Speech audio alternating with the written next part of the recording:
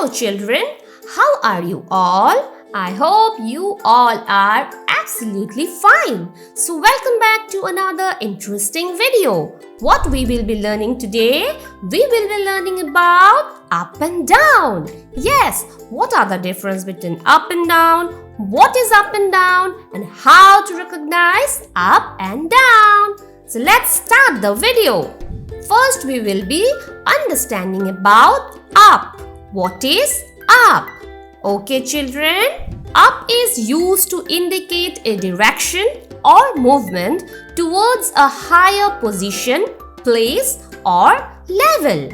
Yes, up means to indicate a direction that is moving towards a higher position or a place or a level.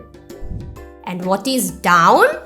Down is used to indicate a direction or movement towards a lower position or place or level. Yes, up means towards the higher position and down means towards the lower position. Down is used to indicate a direction or a movement towards a lower position, place or level. So children, to understand very carefully what is up and down, we need to see this example. Look at here. What we can see? We can see two kids. Right children? We can see two kids standing. Here, his hands are in higher position or in upside. Right? So here, this is up because his hands are towards higher position. So this is up. And here his hands are in lower position towards downside, right? So this is down. Here higher position, so it is up. And here the hands are in lower position, so it is down. This is up and this is down. Now we will see another example. Look here. Here there is a boy and there is a girl, right? Here the boy is standing in a higher level, so here the boy is up. And here the girl is sitting in a lower position, so here the girl is down.